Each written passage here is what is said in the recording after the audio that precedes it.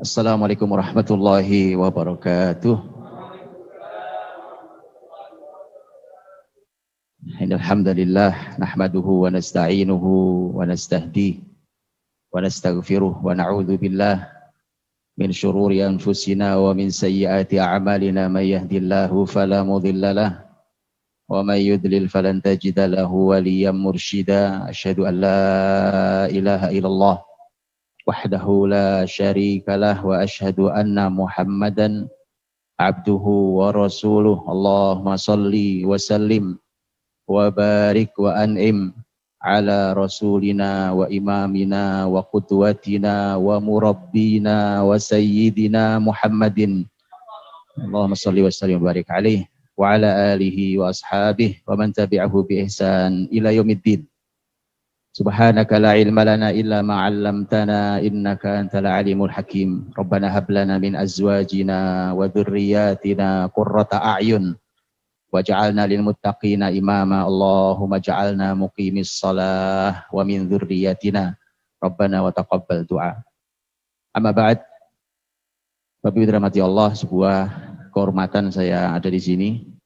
Syukur yang berlimpah-limpah atas semua kenikmatan. Semoga Allah jaga syukur ini, sehingga dengan syukur ini kita ditambahi Allah dengan kenikmatan-kenikmatan berikutnya. Semoga Allah SWT menjaga kita semua dari mara bahaya.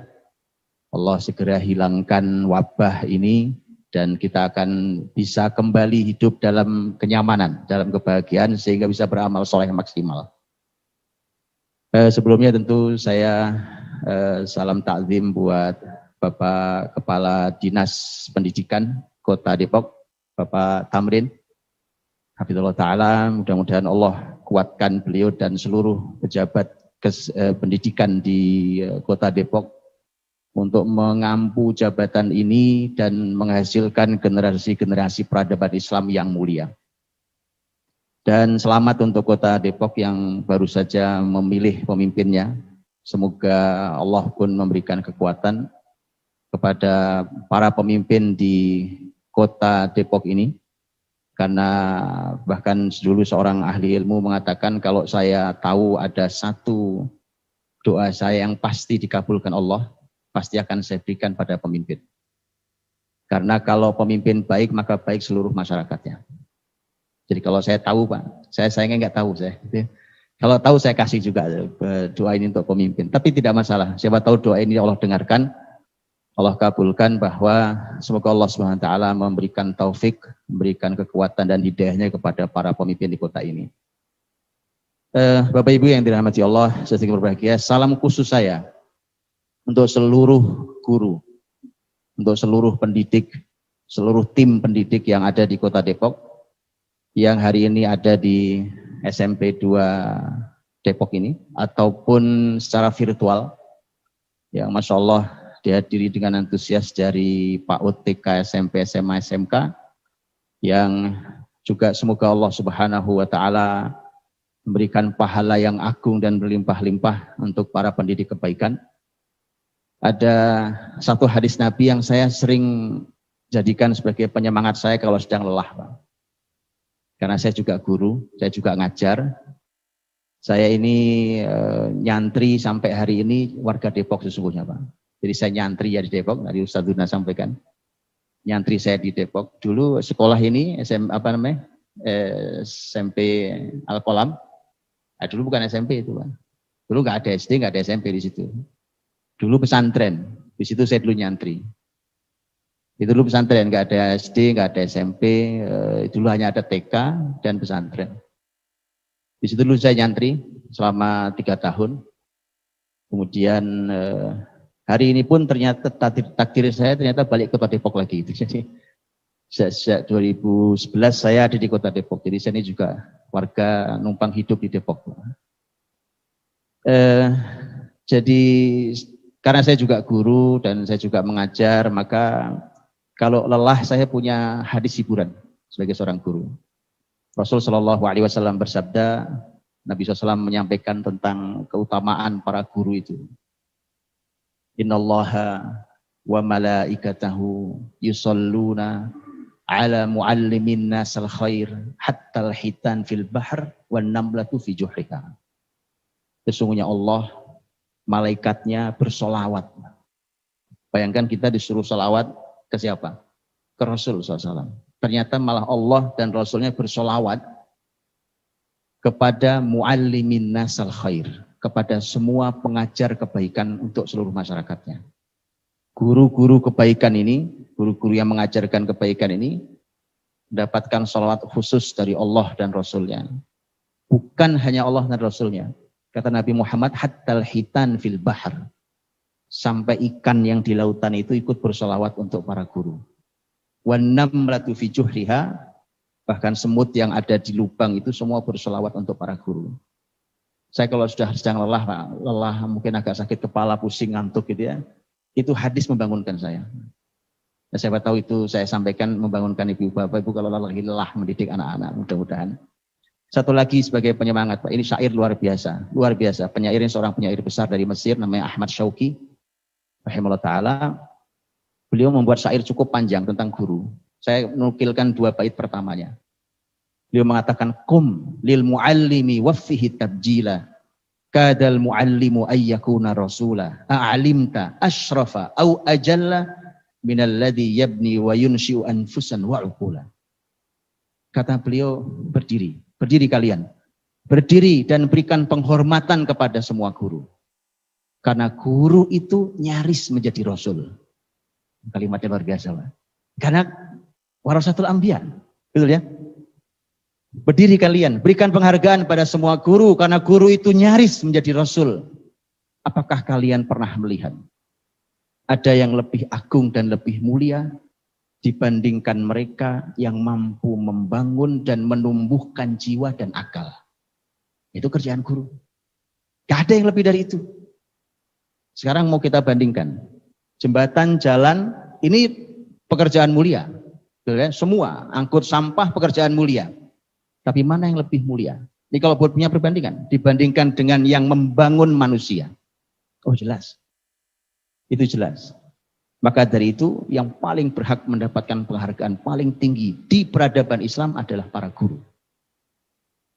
Dan penghargaan tinggi itu Bapak Ibu, mohon maaf ini sebesar-besarnya, saya tidak mengungkit-ungkit kota Depok ya. Karena sama aja di Indonesia, kota manapun sama.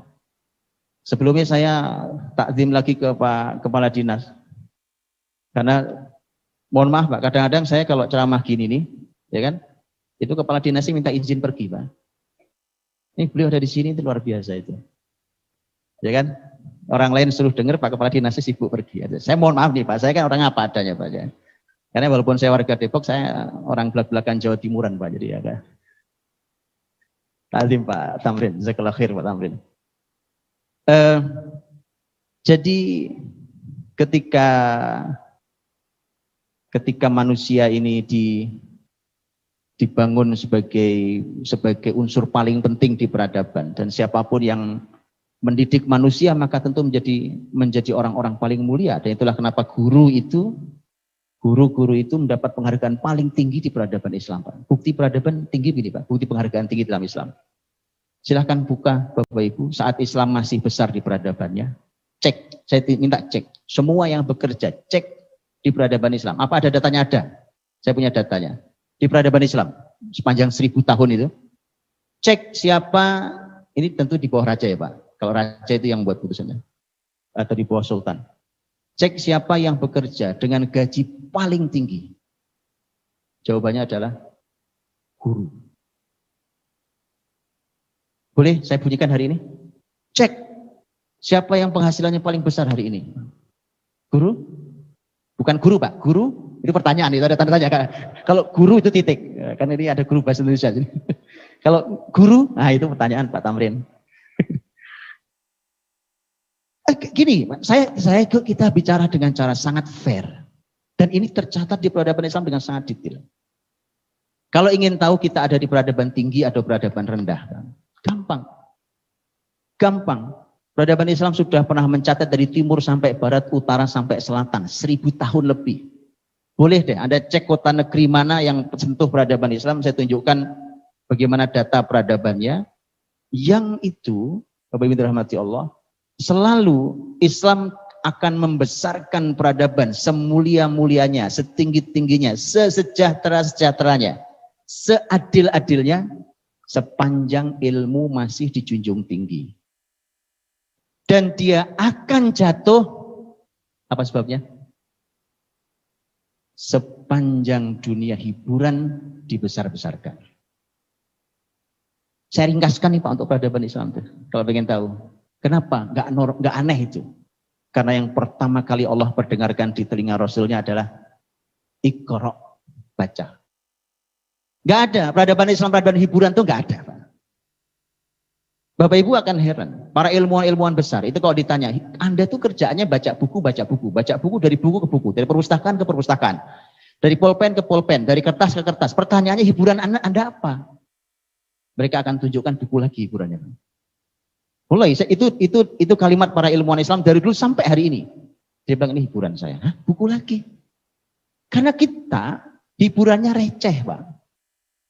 Hiburan kita itu receh. Sehingga peradabannya pasti receh. Pasti rendah peradaban kita. Karena hiburan kita rendah. Dan itu yang menjatuhkan sebuah peradaban. Negeri ini besar.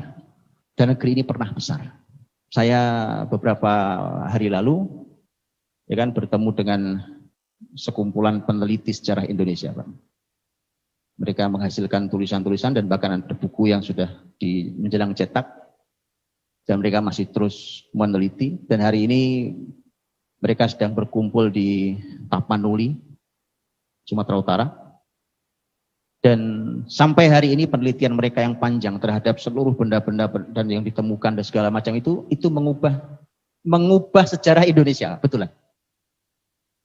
Di sejarah yang saya telah pelajari tentang Indonesia, mungkin yang Bapak Ibu juga pelajari akan berubah total. Bahkan seorang profesor ahli sejarah Islam sudah mendatangi mereka dan sudah mengecek itu dan mereka bilang ini ajaib, ini luar biasa.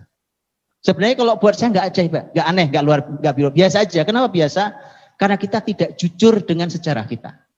Itu saja sebenarnya. Kalau kita jujur dengan sejarah kita, siapa kita mudah kok membangun karakter itu. Kan masalahnya kita ini bangsa tanpa akar. Bukan tidak ada akarnya, Pak. Karena akarnya dipotong dengan sengaja. Kalau saja kita ini tahu akar kita akan mudah menjadi bangsa asli kita. Kita ini aslinya siapa sebenarnya? Dan perlu dipahami negeri ini pernah besar. Negeri pernah besar. Sayangnya, saya ini mohon maaf Pak. Tentu saya menghormati semua agama. Karena itu kebebasan untuk memilih agama. Cuma secara fair peradaban. Coba lihat, setiap kita belajar tentang kebesaran Islam, yang terbayang kerajaan apa? Majapahit, langsung sebut bunyi Majapahit. Apalagi yang lain? Itu masalahnya Pak. Kenapa bunyi pertama Majapahit?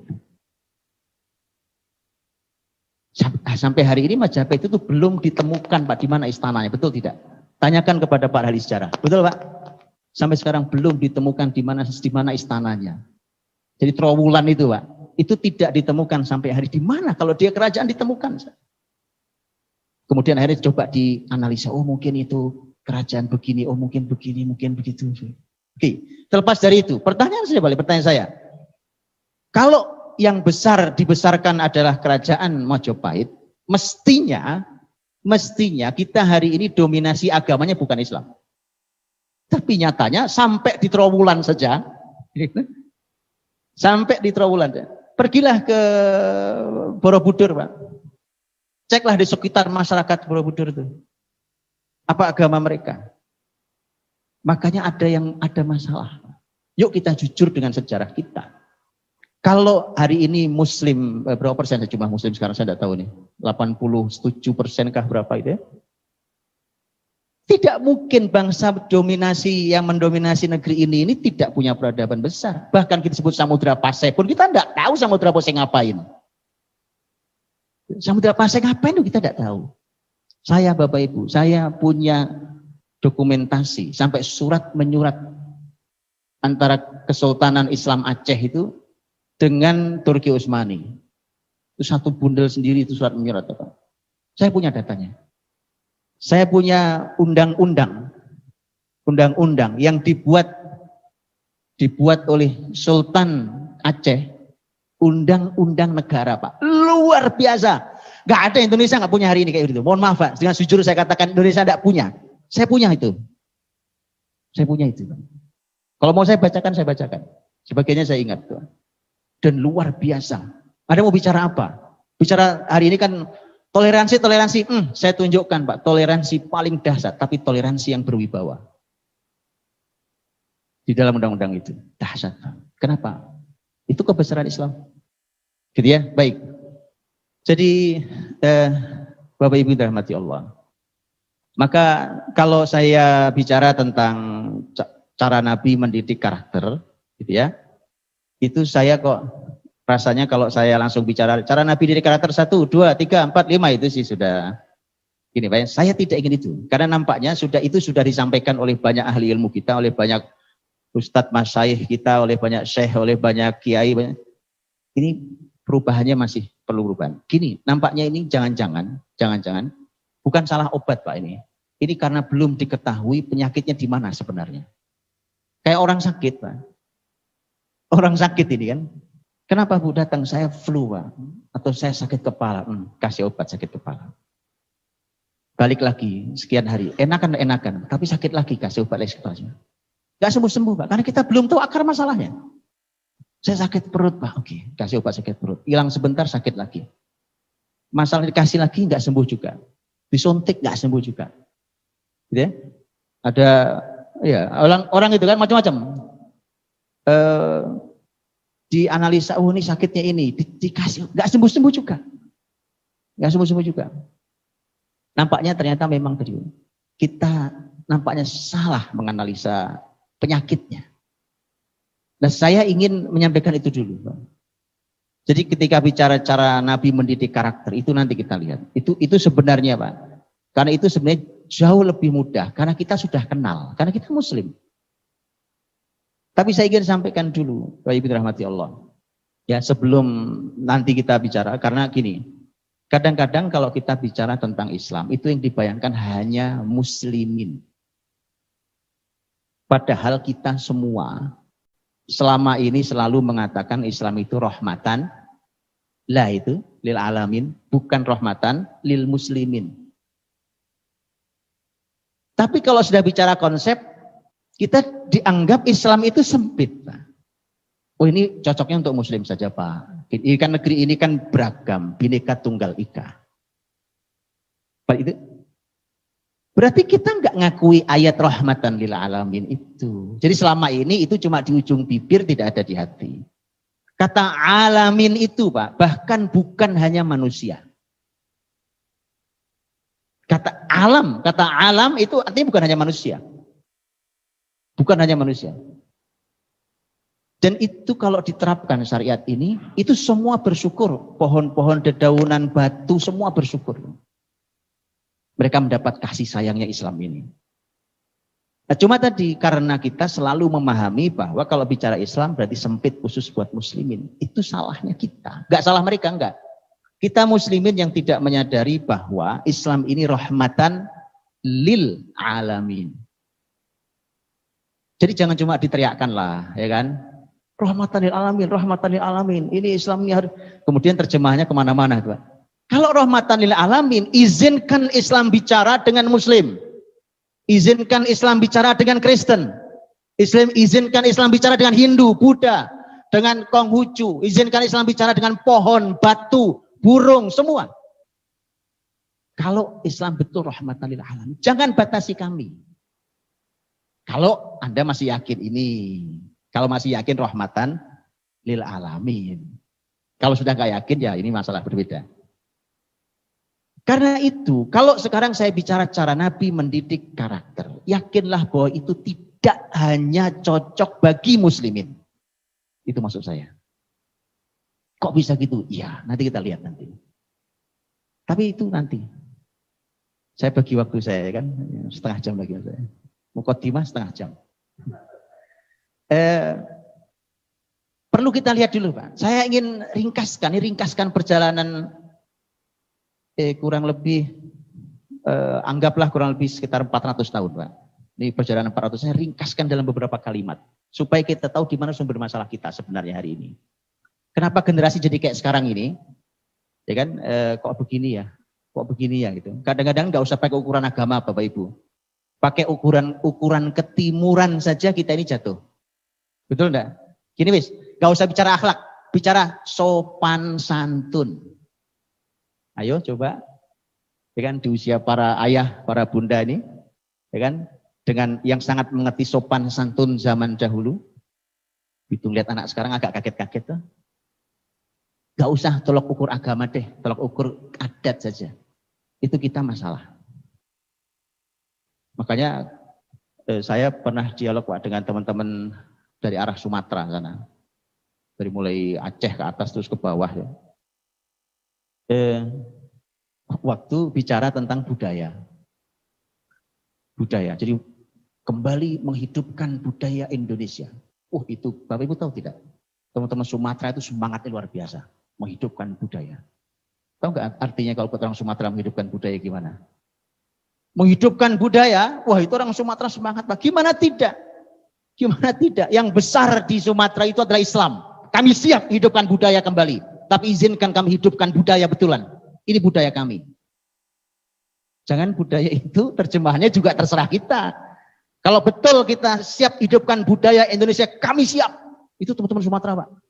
Dari Aceh turun ke bawah sampai Sumatera Utara, Sumatera Barat, Riau, terus mereka sangat siap. Siapa yang tidak tahu tentang kerajaan Islam besar Melayu?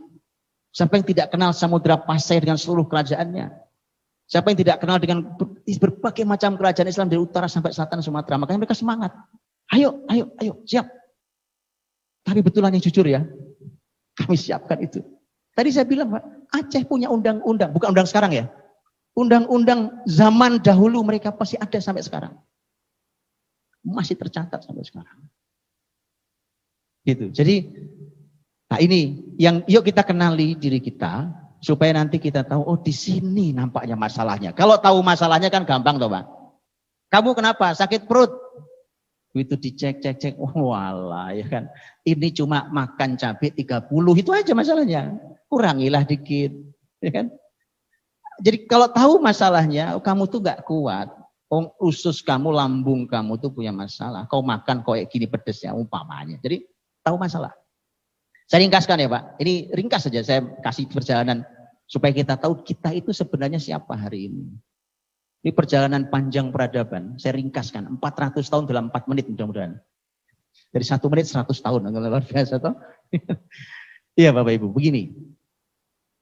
Hari ini asal kita belajar tentang sebuah ilmu, termasuk ilmu pendidikan. Itu mentok tahun 1500-an. Ilmu kita mentok di situ. Itu udah paling jauh. Saya Bapak Ibu mohon maaf, saya sudah diskusi dengan berbagai lintas ilmu. Betulan, saya mohon maaf bahasanya agak nggak enak. Tapi saya harus sampaikan bahwa ilmu apapun lari ke belakang paling jauh Pak tahun 1500. Itu biasanya agak jarang, paling 1800, 1700. Kenapa? Nah, kenapa saja kita nggak tahu. Kemudian kita terbawa oleh kalimat yang namanya karena 1500 ke sini itu kan masa golden age. Masa keemasan tuh. Masa keemasan itu istilah yang tidak cocok buat muslimin Bapak Ibu. Kenapa gak cocok Pak? Gak cocok. Itu yang membuat Eropa. Karena sebelum masa keemasan, 1500 ke belakang mereka disebut dengan masa kegelapan.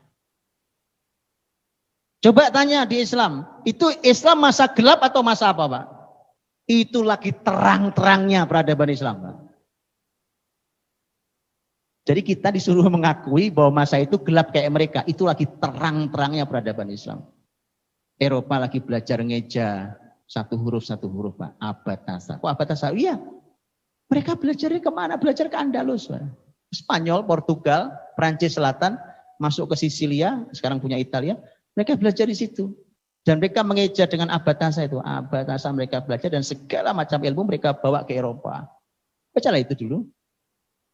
Nah itu Bapak Ibu kemudian akhirnya kita sudah salah mendefinisikan diri kita. Kita menganggap akhirnya terbawa bahwa itu masa gelap Sehingga masa di belakang 1500 tidak layak dipelajari. Padahal itu masa sedang terang-terangnya peradaban Islam. Sedang nyala peradaban Islam. Yang literaturnya masih bisa kita baca sampai hari ini. Bayangkan itu. Lah nggak usah jauh-jauh. Anda mau kitab apa sih? Ya kan? Loh kok gitu? Dokumentasi zaman sahabat aja masih ada. Pak. Dokumentasi zaman sahabat Nabi yang jarak dengan kita sudah 15 abad masih ada. Apalagi cuma mundur 5 abad. 15 abad masih ada. Saya belum lama, baru beberapa minggu ini, diskusi tentang sebuah ilmu. Ilmunya ajaib sekali. Ilmunya ajaib sekali. Luar biasa. Berhubungan erat dengan banyak hal sih. Di antaranya dunia kesehatan. Kemudian saya dialog, ngobrol dengan pematerinya yang juga orang sangat berpengalaman di dunia itu, sudah sampai puluhan tahun pengalamannya. Dan menghasilkan karya-karya buku yang luar biasa jadi literatur. Kemudian saya dialog. Saya bilang, saya tunjukkan beberapa literatur. Pak, yang Anda bahas itu sudah pernah ditulis sekian abad yang lalu. Ini pengembangannya. Kata beliau, iya Ustaz, saya tahu. Cuma saya tidak tahu detailnya. Saya tunjukkan kitab, ini kitabnya Pak. Berikut lengkap dengan gambarnya. Itu bayangkan tuh. Itu kitab ditulis, kalau di Hijriahnya tahun 200, tahun 300, tahun 400. Itu artinya kalau Masehi, itu sekitar tahun 1000, tahun 900, oh Masehi. Dan sekarang tahun 2000 lebih. Saya tunjukkan lihat Pak ini Pak. Saya bilang lihat ini kitabnya. Jadi sangat ilmiah Islam dari dulu sudah. Paham ya? Nah, kemudian Bapak Ibu rahmati Allah, setelah itulah kemudian kita didorong tuh untuk menyatakan diri bahwa kita ini masa itu masa gelap, jadi nggak usah dipelajari, tutup. Maka nanti saya sampaikan kalau kita mau ke zaman Nabi, cara Nabi mendidik karakter itu kita lompatnya 15 abad loh Pak. Padahal di dalam diri kita sudah ada benteng kuat, sudah ada gapnya, bahwa sebelum ke belakang abad 15 itu nggak bisa dipakai karena itu masa gelap. Karenanya walaupun tentang Nabi disampaikan, saya kalau belum berhasil menghancurkan tembok yang gap ini, itu akhirnya kemudian kita selalu mengatakan kalau Nabi, ya itu kan zaman Nabi Pak. Itu gapnya. Itu kan zaman Nabi Pak. Ini zaman udah lain loh Pak. Lihat ini kamera ini canggih-canggih ya kan. Mana ada yang baru? Nggak ada yang baru Pak. Tanya orang sejarah ya. Sejarawan selalu katakan tidak ada yang baru yang ada di bawah terik matahari ini. Itu kalimat orang sejarawan Pak. Ya. Mereka suka mengatakan sejarah itu mengulangi dirinya sendiri. At-tarikhu yu'idu nafsahu. Dan seterusnya. Oke, Bapak Ibu, begitu dia berjalan tuh, Eropa mulai belajar tuh Pak. Tahun 1500 kan mulai belajar. Belajar dari mana? Dari mana lagi? Dari muslimin. Mereka belajar ke Andalus. Data semua masih lengkap di peradaban Islam. Bagaimana Raja Inggris umpamanya nitipin anak, ponakan, ngirim surat. Di bawah ditandatangani, pembantumu yang setia. Raja Inggris. Pak. Oke. Belajarlah itu, muslimin terima. Pak. Muslimin itu tidak pernah orang maksa orang masuk agama Islam. Terbukti salah satu lulusannya menjadi paus di Roma. Anda baca itu semuanya. Supaya tahu kalau bicara toleransi, wallahi Pak, jangan pernah menuduh muslimin. Belajarlah pada muslimin tentang toleransi. Betulan. Kalau saya punya waktu saya buka. Tentang bagaimana toleransi hebatnya muslim. Jangan pernah ajari kami toleransi. Oke? Bayangkan, pulang jadi paus. Bukan jadi pendeta. Pendeta mah kelasnya di bawahnya kan. Jadi paus tertinggi. Salah satu paus di sejarah Roma adalah lulusan Andalusia. Betapa bukti muslimin tidak pernah. Muslimin kasih semua ilmu. Dipaksa untuk masuk. Nah, tetap mau di agama, nggak apa-apa. Sini belajar. Kalau tiba-tiba muslimin dipaksa hari ini kemudian menjadi masyarakat yang dituduh ya, intoleran, ya pasti ngamuklah muslimin.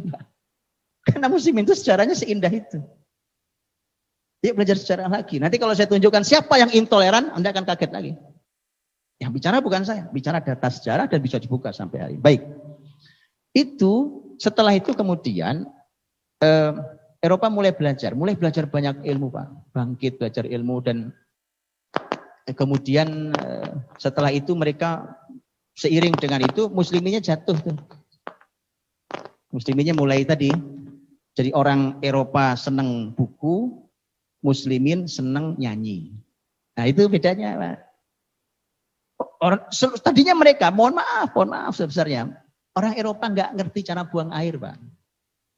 Beneran, saya sering sampaikan. Mereka mandi aja nggak tahu cara mandi. Betulan. Mereka belajar ke muslimin. Nah itu, musliminnya mulai turun gini. Mereka mulai naik. Jadi memang bukan kebesaran mereka. Tapi karena kelemahan kita. Akhirnya lama-lama tentu karena mereka bukan muslim, maka mereka dengan keyakinan mereka. Apa yang terjadi? Yang terjadi bahkan Eropa, Amerika hari ini gelombangnya bukan gelombang agama, Pak. Bahkan bukan Kristen sekalipun. Uang gereja banyak dijual kok. Betul ya? Gereja banyak dijual kok. Tapi gelombangnya ateis. Ateisme mereka tidak percaya Tuhan. Ini sebenarnya adalah perpanjangan dari dua orang Yahudi Jerman di tahun 1800-an, ya kan? Yang kita tahu Karl Marx, ya Karl Marx dan Friedrich Engels. Ini dua teman akrab nih, ya kan? Ya, komunis sosialis, okay? Yang itu menghabisi seluruh akar agama. Sudah, akhirnya manusia bahkan sekarang gelombangnya udah masuk Indonesia, Pak. Masuk Indonesia, anak-anak muda itu sudah sangat vulgar, mohon maaf di medsos, sudah sangat vulgar ditanya, kau percaya Tuhan? Dia bilang enggak. Wallahi Pak, sudah pernah lihat Pak Kadis? Karena saya harus mengamati seluruh Pak sampai medsos, sampai di mana generasi ini. Itu sampai vulgar, bahkan itu kalau di istilah anak sekarang itu subscribernya, followernya sangat banyak. Dan mereka dengan sangat vulgar mengatakan, kau percaya Tuhan? Bilang enggak, saya enggak percaya Tuhan. Itu di Indonesia, anak Indonesia. Dan itu tokoh-tokoh di dunia medsos. Nah, sudah akhirnya Bapak Ibu dirahmati Allah ketika mereka ngambil asli dari Islam dan itu membahagiakan dan membesarkan mereka. Baik. Kemudian mereka hari ini besar secara material. Kebendaan. Seluruh ilmu kita yang kita pelajari, semua penelitian kita tidak jauh hanya urusannya fisik. Jadi urusan fisik, harta, uang, tema kesejahteraan, membangun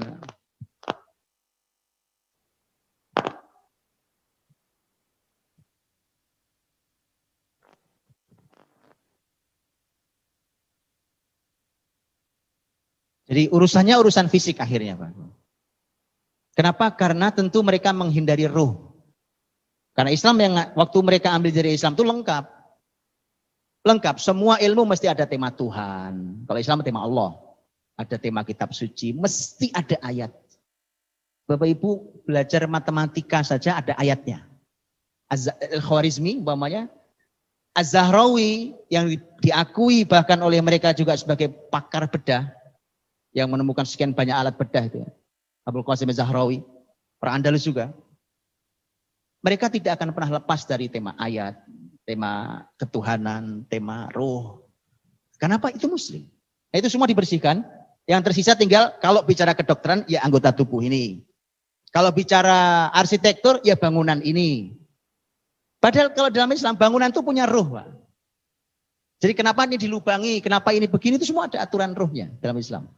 Kok? Oh iya, betulan Pak. Kenapa ornamennya begini, model itu ada aturan rohnya. Itu semua hilang. Yang ada adalah pokoknya kelihatan bagus, kelihatan indah.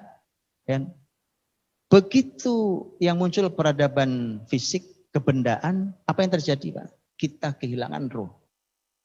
Maka yang pasti hilang karena roh kita, hati kita ini tempat bahagia, tempat ketenangan, yang hilang adalah kebahagiaan. Ini salah satu yang besar, yang paling besar hilang. Ketenangan. Karena kebahagiaan hilang, ketenangan hilang, gantinya apa? Kebahagiaan lawannya kesedihan, ketenangan lawannya kegelisahan. Hari ini orang hidup dalam ketidakbahagiaan dan hidup dalam ketidaktenangan. Akhirnya yang terjadi adalah negara income-nya besar, angka bunuh dirinya tinggi. Kan nggak sejalan dong, secara teori mesti nggak sejalan harusnya. Orang kenapa ngejar nyari uang supaya bahagia, kan gitu tadinya. Saya cari uang Pak yang banyak supaya ibadah tenang. hidup tenang, ini tenang, segala macam. Tapi kemudian kok malah tingkat bunuh dirinya tinggi. Itu fenomena yang juga sudah dikaji, digali. Kenapa bisa sampai seperti itu? Nah, itu karena yang dibangun adalah peradaban benda. Baik, dengan itu maka yang hilang dari kita adalah ruhnya. Hari ini. Jadi kalau mau membangun karakter, Bapak Ibu. Kalau mau membangun karakter, kemudian karakternya apa? Bangun karakter. Tapi di dalam pembahasan karakter tidak ada tema ruhnya, nggak akan pernah berhasil. Karena penyakit kita hari ini adalah di bab itu. Kebendaan sekarang luar biasa. Gak usah ditanyakan lah itu ya. Penemuan apapun, ilmu pengetahuan, meneliti apa, menemukan apa, makin hari makin canggih dan segala macam. Bapak Ibu tahu hari ini terjadi anti klimaksnya. Eropa itu kemarin-kemarin disebutnya sebelum tahun 60-an itu kaum modern. Jadi mereka menggunakan kata istilah modern. Maka dari dulu saya nggak suka istilah modern, Pak. Modern, kami masyarakat modern, semua ada ukurannya, diukur jelas SOP, ya kan, ada SOP-nya, ada teorinya, ada ini, semua tercatat lengkap, ada. Kemudian muncul anti klimaksnya. Hari ini disebut dengan postmodern. Postmodern itu udah mulai nggak percaya dengan itu, Pak. Akhirnya kenapa? Mereka karena begini, ini kok lama-lama kita jadi kayak robot ya. Begini, habis begini, habis itu kayak robot, Pak. Kayak benda robot di on off, di on nyala, off mati. Kita begitu kan, lama-lama kita kehilangan rasa sebagai manusia. Akhirnya muncul gelombang postmodern namanya. Ini saking bingungnya Eropa, Amerika, Pak. Muncul gelombang postmodern, yang postmodern itu salah satu ujungnya adalah mulai percaya klinik. Karena nggak ada Islam kan. Ada kekuatan di balik semua ini. Ya mulai gitu kan, mulai ini. Akhirnya jangan umat ini tersesat dua kali. Waktu modern tersesat, postmodern tersesat yang kedua. Dan saya Pak, itu nanti gelombang masuk ke sini. Oh gelombang ateisme udah masuk ke sini juga kok. Baik ya, itu supaya kita tahu dulu akar masalah kita di mana sebenarnya. Jadi kalau mau membuat kebijakan kita harus tahu. Kita harus tahu di mana ruhnya sebenarnya. Nah karena itulah maka Allah Subhanahu wa taala berfirman kalau bicara tentang Rasul kuntum khaira ummah ukhrijat linnas. Jadi kalau kita belajar tentang cara Nabi mendidik karakter, kenapa kita ngambil Nabi? Karena para sahabat Nabi oleh Allah disebut sebagai khaira ummah ukhrijat linnas. Dan begitu kita baca Bapak Ibu, umat terbaik itu ternyata lihat, kenapa jadi umat terbaik? Ta'muruna bil ma'ruf wa tanhauna 'anil munkar wa tu'minuna billah. Jadi kalau mau jadi umat terbaik ya ini. Kalau Anda tetap ngotot gak percaya, ini Pak generasi kita kayaknya kurang dekat dengan teknologi. Salah Mas. Kayaknya anak-anak kita perlu belajar matematika lebih serius. Salah Mas. Anda mau jadi umat terbaik kah? Kalau mau jadi umat terbaik Pak, ayatnya jelas. Ta'muruna bil ma'ruf wa tanhauna 'anil munkar wa tu'minuna billah. Cuma ini penafsirannya harus tepat. Itu. Kenapa penafsirannya harus tepat? Supaya tidak kerdil pembatasan kata amar ma'ruf.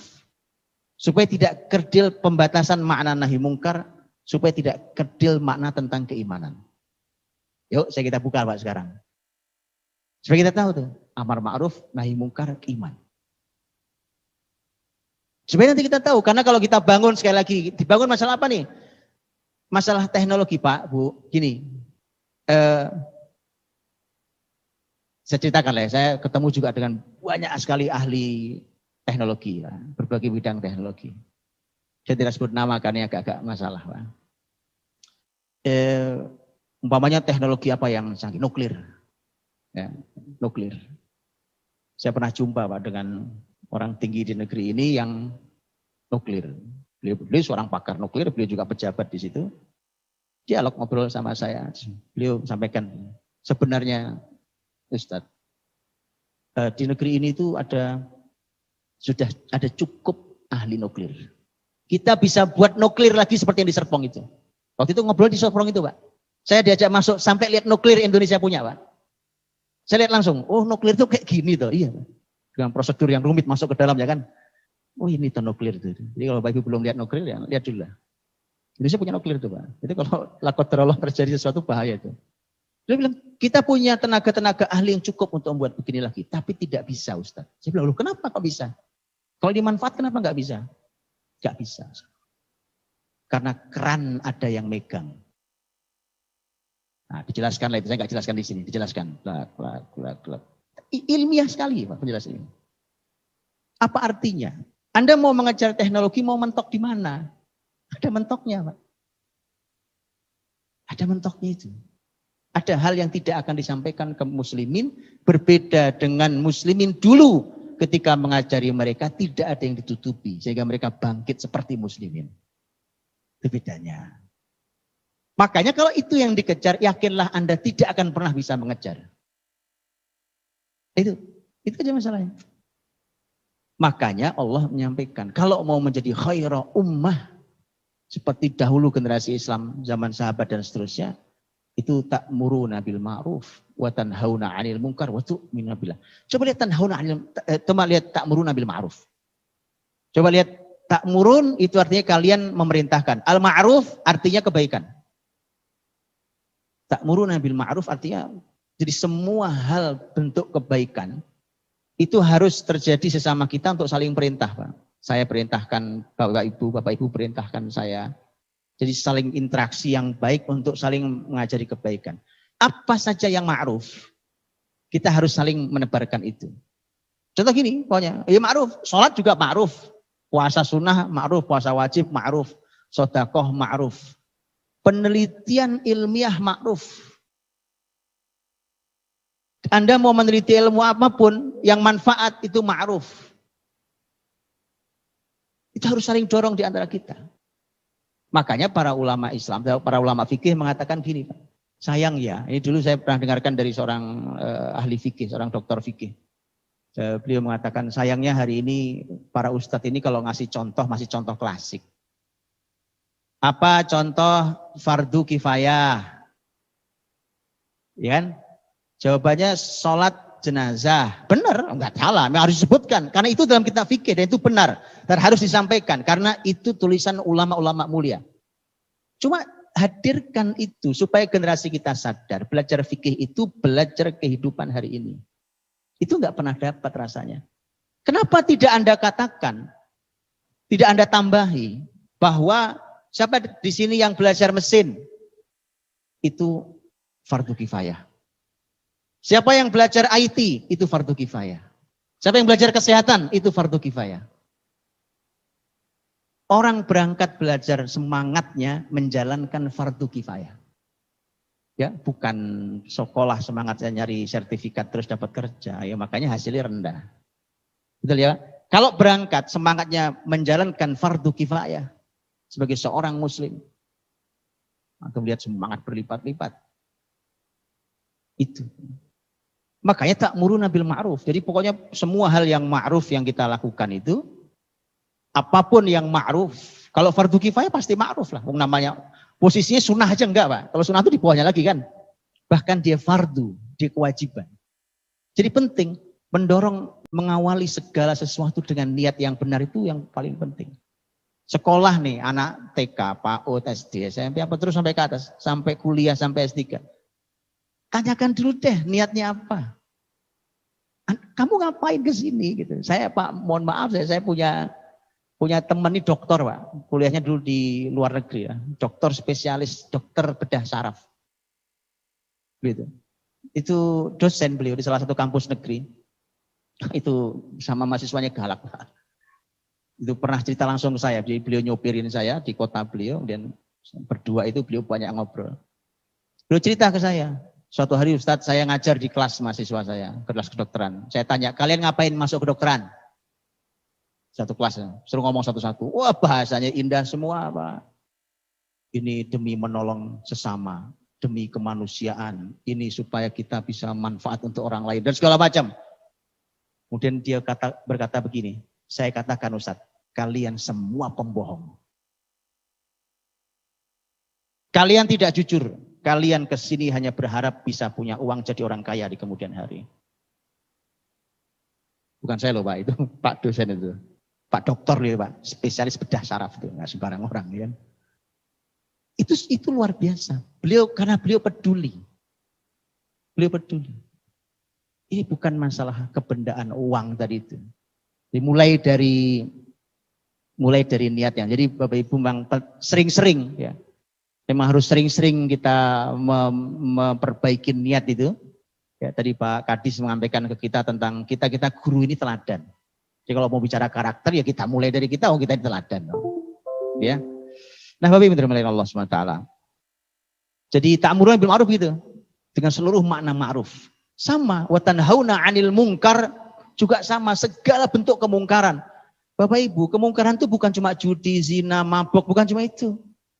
Coba sekarang Anda bayangkan, saya mohon maaf, saya boleh jujur ya, sebesar-besarnya. Kalau kita, bayangkan kita ini mendidik anak-anak. Sekali lagi saya juga guru Pak, Bu. Kita didik anak-anak, entah anak sendiri, entah anak orang lain.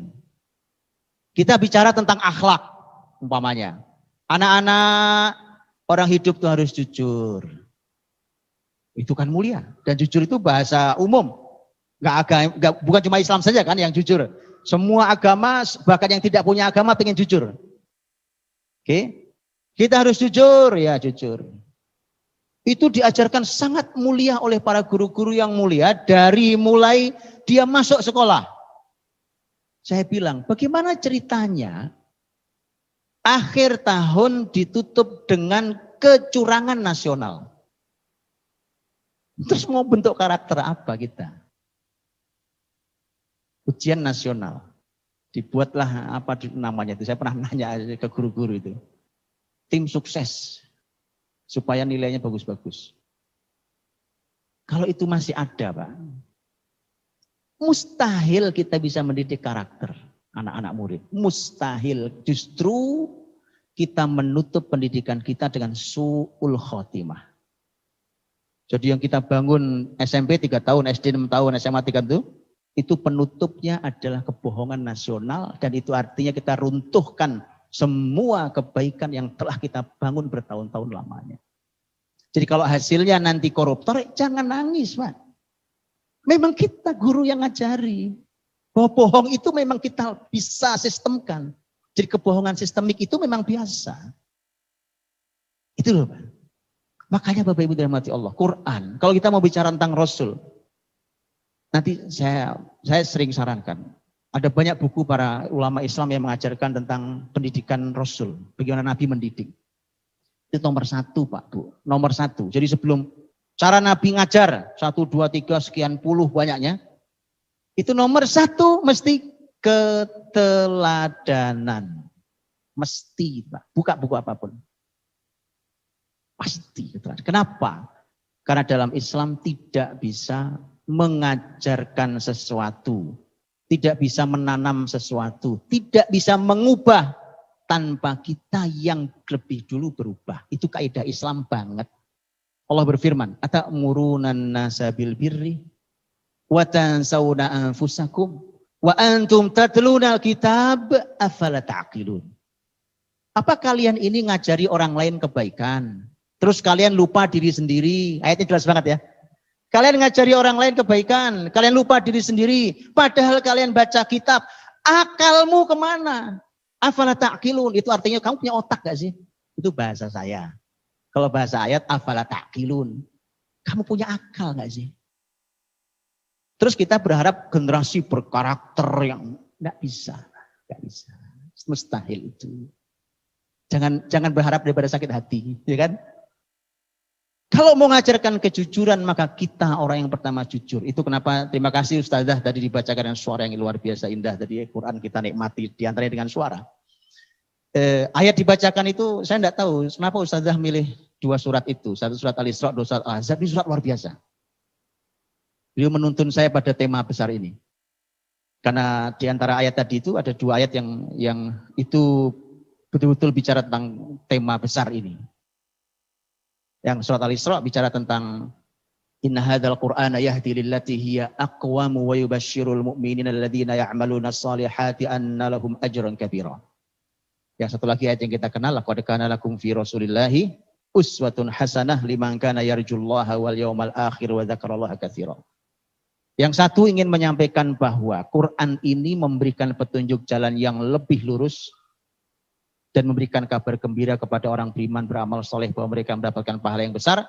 Yang satu ingin menyampaikan bahwa buat kalian Rasul adalah teladan yang baik bagi siapapun yang enggak buat semua orang. Nabi teladan baik bukan untuk semua orang. Enggak semua orang bisa meneladani Nabi, walau Nabi teladan terbaik. Kenapa? Karenanya Allah mengatakan liman untuk, jadi enggak semua orang. Liman kana yarjullah. Yang berharap Allah, berharap hari akhir, dan berzikir yang banyak. 3 syarat baru Nabi jadi teladan. Kalau enggak bisa.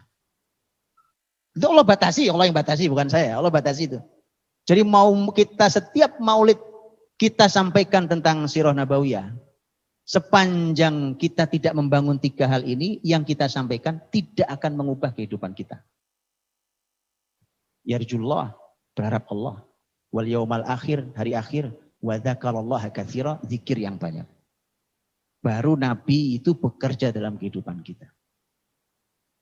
Nah, maka Rasul ini ya ketika dihadirkan Allah untuk mengubah karakter masyarakat jahiliyah itu kemudian Rasul adalah teladan terbaiknya. Sebelum mengubah, coba lihat. Nabi SAW berhasil mendidik sahabat. Sampai Nabi mengatakan, amin hadhil ummah Abu Ubaidah ibn Jarrah. Orang paling amanah di umat ini, kata Nabi Muhammad, adalah Abu Ubaidah bin Al-Jarrah. Makanya waktu nanti Khalifah Umar menjadi khalifah, Bapak Ibu, pengganti Abu Bakar, ya, bahkan sejak zaman Abu Bakar, Abu Ubaidah posisinya tidak jauh dari Kementerian Keuangan dan Kekayaan Negara. Orang amanah di situ tempatnya, Pak. Orang amanah di situ tempatnya, ya kan? Kenapa? Yang memberikan stempel langsung Rasul, orang paling amanah di umat ini. Amin hadhil ummah. Nabi bisa mendidik orang seperti Abu Ubaidah yang sangat amanah karena Nabi adalah Al-Amin. Kalau Nabi pembohong, nggak bisa Pak menghasilkan Abu Ubaidah. Itu maksudnya. Nabi itu Al-Amin. Orang-orang Quraisy jahiliyah, umur Nabi 35 tahun itu waktu bangun Ka'bah yang runtuh itu. Ya kan? Itu mereka sepakat. Kita lihat besok pagi siapa yang masuk duluan ke area daerah sini, maka dia yang meletakkan Hajar Aswad di tempatnya, maka begitu lihat loh, Muhammad yang duluan. Mereka mengatakan hadzal amin radhina bihi. Ini Al-Amin, kita semua ridho kalau dia. Itu Nabi Muhammad belum jadi nabi, sudah Al-Amin. Itu baru bisa didik amin hadhil ummah. Jadi jangan berharap banyak. Kita mau bicara apa? Ikhlas. Ya kan? Bicara sabar. Loh kita lo gak sabar. Kita lo tidak ikhlas. Kita mau ngubah? Tidak. Gak bisa ngubah generasi dengan cara itu. Memang kita harus mulai duluan. Jadi makanya Bapak Ibu Guru tadi, Quran tidak mengizinkan kita hanya pandai berorasi. Ngomong pinter, pandai orasi, mengajarkan, yang penting kurikulum selesai. Terus kita berharap baik, tidak akan bisa baik. Allah berfirman, ya ayyuhalladzina amanu, lima taquluna ma la taf'alun, kabura maqtan 'indallahi an taqulu ma la taf'alun. Wahai orang beriman, kenapa kalian cuma bisa bicara, enggak bisa berbuat? Allah marah, Pak. Kabura maqtan, Allah murka besar, Allah marah besar. Kamu cuma bisa bicara, tapi tidak bisa berbuat. Bicara tentang kejujuran, kamu enggak jujur, kamu yang ngajari enggak jujur. Bicara tentang kejujuran, kamu jangan suka nipu teman. Lah kita loh penipu. Jangan ngambil hak orang lain, kita loh ngambil hak orang lain. Gitu Pak. Makanya dalam Islam pendidik itu teladanan. Saya Allah yarham Pak, ini waktu itu Masya Allah dapat nasihat saya dari sudah meninggal beliau, rahimahullah. Beliau mantan rektor Unsula Semarang, Universitas Sultan Agung. Allah yarham sudah meninggal. Beliau mengatakan kalimat yang luar biasa. Beliau mengatakan pendidikan itu kurikulum sesungguhnya adalah guru. Karena guru bisa menghidupkan kurikulum yang mati dan bisa mematikan kurikulum yang hidup. Itu kalimat beliau, bagus banget Pak. Kurikulumnya bagus banget lah, gurunya mati. Gurunya mati, kurikulum itu nggak bekerja. Bahkan kurikulumnya tidak terlalu baik sekalipun, kalau gurunya hidup, dia akan melahirkan generasi istimewa. Keteladanan itu, Pak. Ya. Sekali lagi, tema ta'muruna bil ma'ruf wa tanhauna 'anil munkar. Nahi munkar itu di segala level. Segala level dan segala hal. Coba lihat betapa jahatnya. Betapa jahatnya sebagian penelitian ilmiah hari ini. Jahat, Pak. Wallahi jahat. Demi Allah jahat, Pak. Kok jahat? Iya. Karena sebagian penelitian untuk merusak. Sebagian penelitian untuk mengganggu. Sebagian penelitian untuk mengabadikan kerusakan di bumi. Apa iya, Pak? Oh iya. Nggak usah pura-pura nggak tahu ya kan. Mau saya bukakan. Seabrek datanya. Penelitian-penelitian itu. Apalagi yang pesanan perusahaan. Penelitian kalau perlu profesor neliti pesanan perusahaan. Doktor peneliti misalnya. Untuk merusak. Lihat Quran mengatakan. Lihat Quran mengatakan. Quran sampai mengatakan Bapak Ibu rahmati Allah. Ciri orang yang berbuat kerusakan itu kan orang munafik kan. Orang munafik itu berbuat kerusakan. Bahkan orang munafik itu kalau berbuat kerusakan nggak sadar ngerusak. Ya, wa idza qila lahum la tufsidu fil ardi qalu innama nahnu muslihun ala innahum humul mufsiduna walakin la tash'urun. Orang munafik itu kalau ngerusak nggak ngerasa. Ya malah kalau ditegur malah bilang, "Loh, kita lagi berbuat kebaikan loh, Pak. Kita lagi membangun loh, Pak. Kita lagi mendidik loh, Pak." Gitu. Itu orang munafik tuh, ngerusak tapi nggak sadar ngerusak. Lebih detail Allah mengatakan, mereka itu kerjaannya wa yuhlikunal harth wan nasl. Mereka itu suka merusak al-harth. Tahu harth, Pak? Harth itu sawah ladang, Pak. Tanah pertanian tuh dirusak. Yang rusak siapa? Ayo, saya mau nanya, Pak. Yang rusak sawah itu, siapa yang rusak sawah? Pak petani? Pak petani cuma tinggal nebar-nebar, macul-macul. Yang rusak siapa, Pak? Tunjukkan ke saya. Ilmuwan yang rusak. Betul? Ilmuwan, Pak, yang rusak. Ilmuwan yang rusak. Tanyakan ke petani. Wan nasl. Nasl artinya keturunan. Walaupun dalam tafsirnya kebanyakan ulama mengatakan ayat an-nasl di sini artinya ternak. Dan dalam bahasa asli nasl artinya adalah keturunan. Turun temurunnya ternak bahkan bisa jadi manusia. Siapa yang ngerusak? Siapa yang ngerusak? Sampai banyak lahir cacat, susah hamil. Siapa yang ngerusak? Ilmuwan. Wah, masa iya, Pak? Iya.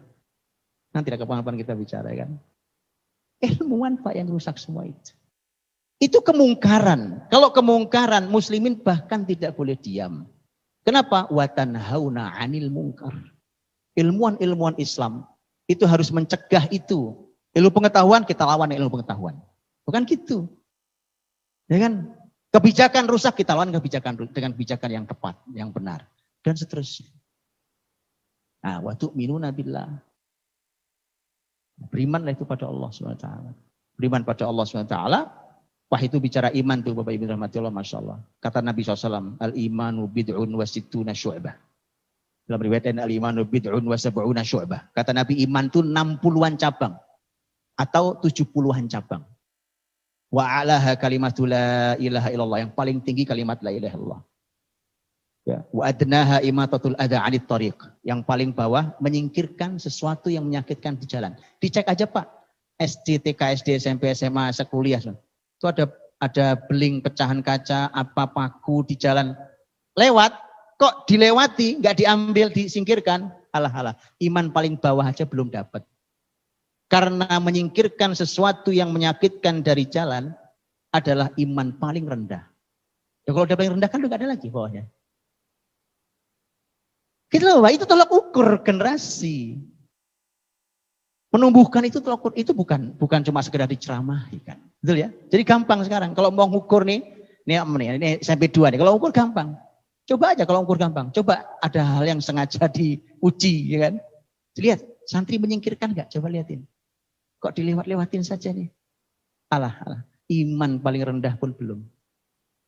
Kalimat Rasul. Jadi tolak ukur Islam sangat jelas. Ini semua membangun segala macam, semua ada. Baik, waktu saya sudah habis ini. Jazakallahu khair.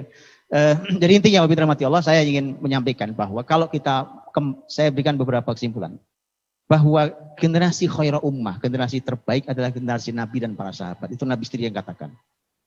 Kemudian sudah tepat kalau kita bercerminnya ke Nabi.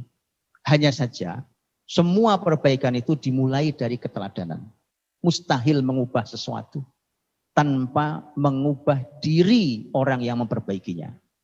Dan kemudian kalau kita mau betul-betul berubah dan generasi ini betul-betul mau berubah yang lebih baik, yuk kita dekati Nabi, kita pelajari dengan sangat detail dari mulai isinya, kontennya, sampai metodologinya. Karena semua lengkap dan semua itu hasilnya tercatat di sepanjang peradaban Islam. Dan saya kira itu, jazakumullah khair, terima kasih banyak wa rahmati Allah. Salam ta'zim hormat saya untuk seluruh pendidik di kota ini. Semoga Allah berkahi, semoga Allah berikan bimbingan. Semoga Allah berikan kita keturunan yang menyejukkan pandangan mata dan jadikan pemimpin bagi orang-orang yang bertakwa. Dan terima kasih banyak. Assalamualaikum warahmatullahi wabarakatuh.